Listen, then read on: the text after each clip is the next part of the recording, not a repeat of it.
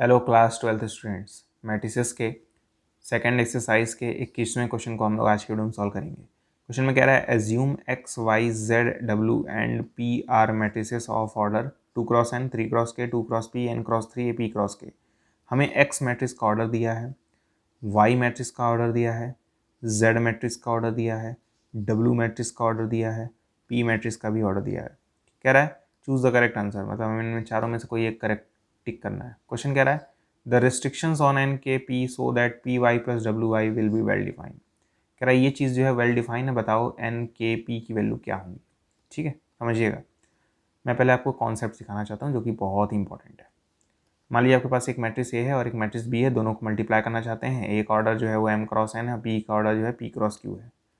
आप इस ए और बी को मल्टीप्लाई करना चाहते हैं और दोनों मैट्रिक्स का हमें ऑर्डर गिवन है, तो आप इस ए और बी को तभी मल्टीप्लाई कर सकते हैं, इस ए और बी को तभी मल्टीप्लाई कर सकते हैं जब ये जो n है और ये जो p है वो आपस में इक्वल हो। या फिर ऐसे आप याद रख सकते हैं कि सेकंड वाला और फर्स्ट वाला अगर आपस में इक्वल है, सेकंड वाला और फर्स्ट वाला अगर आपस में इक्वल है, मतलब ये n है और ये जो p है वो अगर आपस में इक्वल है, अगर n बराबर p है तभी आप a और b को मल्टीप्लाई कर सकते हैं। मतलब ये है कि जो यहाँ पे नंबर लिखा हो वहीं यहाँ पे लिखा हो, तभी आप इन दोनों मैट्रिक्स को मल्टीप्लाई कर सकते हैं। ये पहला कॉन्सेप्ट है। दूसरा कॉन्सेप्ट नंबर 2 ये है कि दो मैट्रिक्स को आप ऐड कब कर सकते हैं। मान लीजिए यहाँ पे m×n लिखा है और यहाँ पे p×q लिखा है, तो आप इस दोनों मैट्रिक्स को ऐड तभी कर सकते हैं जब ये जो m है और ये जो p है वो आपस में इक्वल होने चाहिए, और ये जो n है और ये जो q है वो भी आपस में इक्वल होने चाहिए, तभी आप ऐड कर सकते हैं।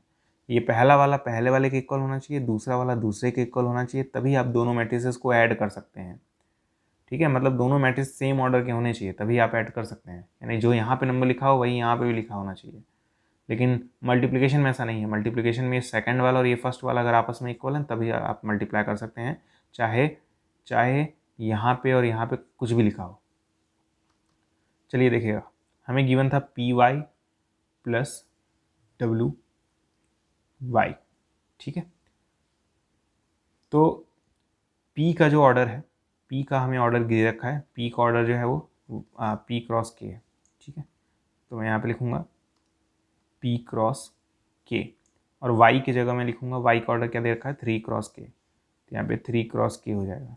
w का ऑर्डर क्या दे रखा है, w का ऑर्डर दे रखा है आपको n×3, और y का ऑर्डर क्या दे रखा है, y का ऑर्डर दे रखा है आपको, y का ऑर्डर 3×k। ठीक है, क्लियर है। तो क्या p और y को आपस में मल्टीप्लाई कर सकते हैं, पहले तो हम यही पूछेंगे। तो ये p और y तभी मल्टीप्लाई हो सकते हैं जब ये सेकंड वाला और ये जो फर्स्ट वाला है वो आपस में इक्वल हो। अभी मैंने आपको बताया ये k और ये अगर 3 आपस में इक्वल हैं तभी मल्टीप्लाई कर सकते हैं। तो यहाँ से हमें पहली बात मालूम चली कि ये जो k है और ये जो 3 है वो आपस में इक्वल होना चाहिए, मतलब k और 3 आपस में इक्वल होने चाहिए, है ना। k बराबर 3 होना चाहिए, पहली बात हमें मालूम चल चुकी है। जब हम लोग इस p और y को मल्टीप्लाई करेंगे तो एक नया मैट्रिक्स आएगा ना। इस नए मैट्रिक्स का ऑर्डर जो है ना वो इस p और इस k की मदद से बनेगा, यानी p×k ऑर्डर का बनेगा। ठीक है, जब आप इस दोनों मैट्रिक्स को मल्टीप्लाई करेंगे तो इस p और इस k की मदद से हम लोग लिखेंगे कि नया मैट्रिक्स का ऑर्डर ये होगा। इस p और y को मल्टीप्लाई करेंगे तो नया मैट्रिक्स आएगा, उसका ऑर्डर क्या होगा, ये p और इस k की मदद से ऑर्डर लिख देंगे। बीच में प्लस लगा तो प्लस लगाएंगे, प्लस। उसी प्रकार आप देखिए, क्या इन दोनों मैट्रिक्स को मल्टीप्लाई कर सकते हैं, बिल्कुल कर सकते हैं, क्योंकि यहाँ पे भी 3 और यहाँ पे भी 3 है, सेम नंबर है, मतलब मल्टीप्लाई कर सकते हैं। तो जब w और y को मल्टीप्लाई करेंगे तो नया मैट्रिक्स आएगा, और नए मैट्रिक्स का ऑर्डर इस n और इस k की मदद से लिखेंगे, यानी n×k। ठीक है, इस n और इस k की मदद से नए मैट्रिक्स का ऑर्डर लिखेंगे n×k। और मैंने क्या बताया था कि अगर दो मैट्रिक्स को आप ऐड कर रहे हैं तो तभी कर सकते हैं जब ये पहला वाला पहले के इक्वल हो, दूसरा वाला दूसरे के इक्वल हो, है ना। तो आप क्लियरली नोटिस कर पा रहे हैं ये k और यहाँ पे भी k है, तो ये तो ठीक है, लेकिन यहाँ पे p है और यहाँ पे n है, तो अगर ये दोनों इक्वल होंगे तभी आप ऐड कर पाएंगे, तो p बराबर n होना चाहिए।